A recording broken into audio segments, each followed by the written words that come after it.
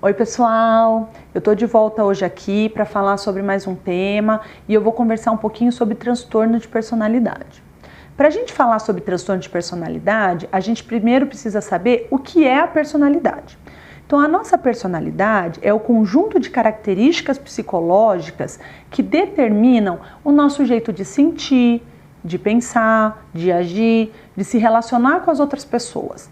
É muito da nossa personalidade que vai determinar a forma como nós vamos resolver os problemas e lidar com as situações que vão acontecendo ao longo da nossa vida.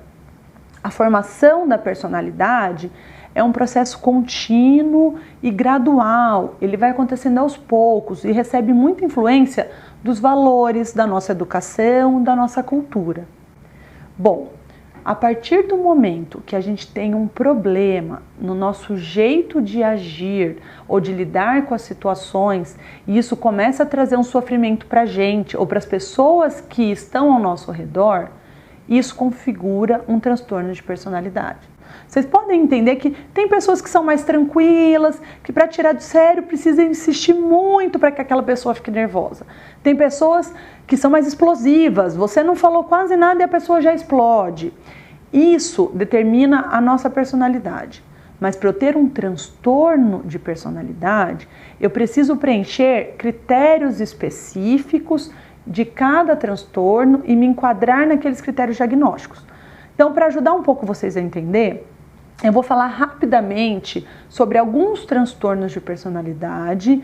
Posso estar me aprofundando neles numa próxima conversa, mas hoje a intenção é só para que vocês entendam a ideia da personalidade. Nós temos um transtorno muito comum e conhecido hoje em dia, que é o transtorno de personalidade antissocial, ou é o sociopata ou psicopata. São pessoas que não têm a capacidade de desenvolver a empatia, ou seja, de se colocar no lugar do outro e imaginar como aquele outro está se sentindo. Eles raramente manifestam remorso ou arrependimento de suas ações e, portanto, são pessoas que têm a capacidade de roubar, assassinar, enganar, serem estelionatários. Um outro transtorno de personalidade que a gente encontra e que é muito comum é o transtorno de personalidade borderline ou emocionalmente instável.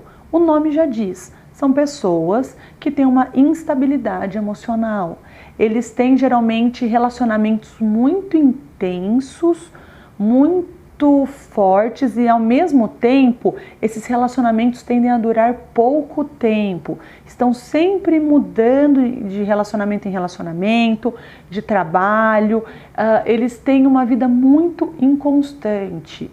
Por conta de uma sensação de vazio muito grande que eles sentem, de um vazio crônico, eles têm uma tendência a se machucar, se cortar, ter várias tentativas de suicídio, assim como tem uma tendência a manipular e mentir sobre fatos. Temos o transtorno de personalidade histriônico. Ele lembra um pouquinho o borderline no sentido da manipulação ou muitas vezes das mentiras, mas o transtorno de personalidade histriônico são pessoas muito vitimizadas, que sofrem muito com qualquer coisa que aconteça na vida delas. Elas têm uma necessidade muito grande de ter atenção das outras pessoas, elas têm uma teatralidade, tudo para elas parece muito intenso e elas sofrem muito com esse jeito de ser. Temos o transtorno de personalidade anancástico, pessoas muito rígidas, muito inflexíveis, que sempre chegam no horário, tem tudo muito organizado, mas não conseguem ter a flexibilidade na hora necessária.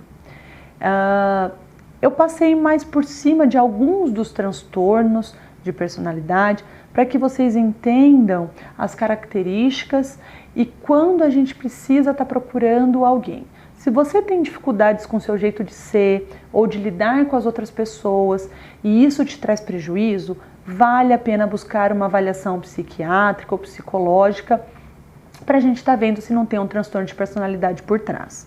O tratamento do transtorno de personalidade, ele é feito através de medicações, mas essas medicações vão ajudar no que a gente fala de sintomas-alvo. Não existe uma medicação que consiga mudar a nossa personalidade. Então a medicação vai atuar no sintoma que está proeminente. Se a pessoa está agressiva, se ela está impulsiva, Se ela está deprimida ou ansiosa, eu vou dar uma medicação então que vise melhorar a impulsividade ou a agressividade, a ansiedade ou a depressão. A mudança mesmo das nossas características pessoais e do nosso jeito de lidar só vai ser possível através da terapia, que é fundamental para o tratamento dos transtornos de personalidade. É através da terapia que a gente vai conseguir olhar sobre como a gente responde às situações adversas, como a gente lida com as outras pessoas e a partir daí então conseguir mudar esse nosso comportamento para diminuir esse sofrimento. Bom, eu espero que eu tenha ajudado vocês. Se tiverem alguma outra dúvida, coloquem aqui no nosso canal e semana que vem a gente volta com mais um tema para vocês.